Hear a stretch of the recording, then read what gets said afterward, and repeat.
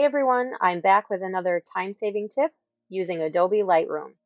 So today we are going to talk about how to batch update using a Lightroom preset. One of the things that I like to do for my clients is once I have all of their images in color all edited, I like to provide them with a black and white version of their gallery as well. And I like to do that in the least time-consuming way possible. So what I like to do, and what Lightroom makes it very easy to do, is I can do a batch edit using one of my presets. I have one black and white preset that I use almost for all of my images when I turn them to black and white, and it's this one right here. You can find your own favorite. This is just the one that I have found makes my images look nice and soft when they're in a black and white version. What I normally will do first is I will select all of the images. I will right click and choose create virtual copies.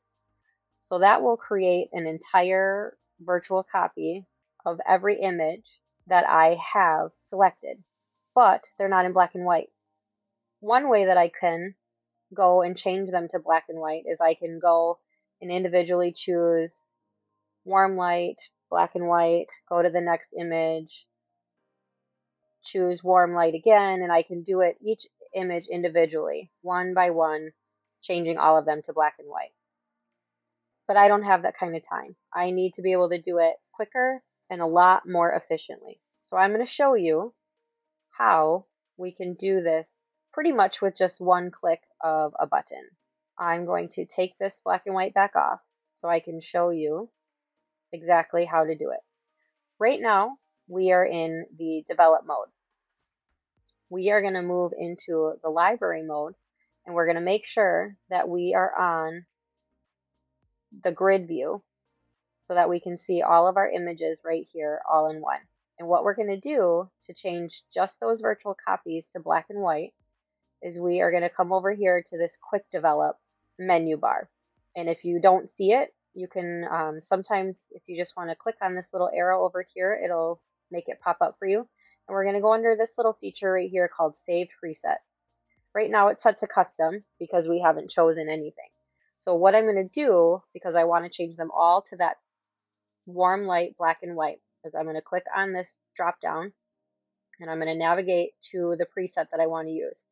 And I use this black and white one here, and then I'm going to arrow all the way down to warm light because, like I said, that for me in my editing style is what I feel gives me the best black and white version of all of my images. So I'm going to go ahead and click on that, and you're going to see that each of the images that I have selected, so all of my virtual copies, are going to go ahead and automatically update to that black and white preset.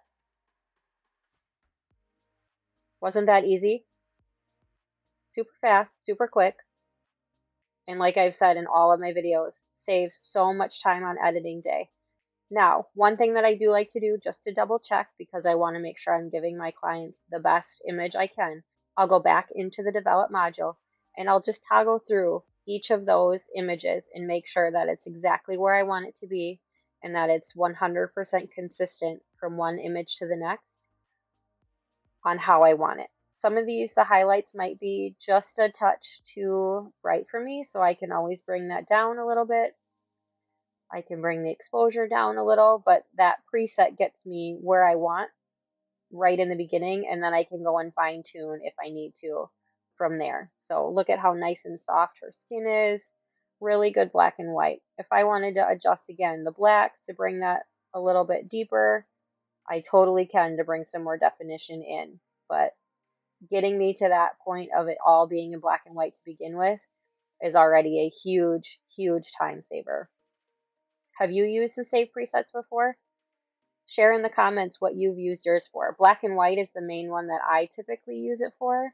I do see over here in the quick develop that you could automatically change all of your white balances to be a specific white balance if you wanted to. I've never used it that way, but I see how that could be kind of helpful.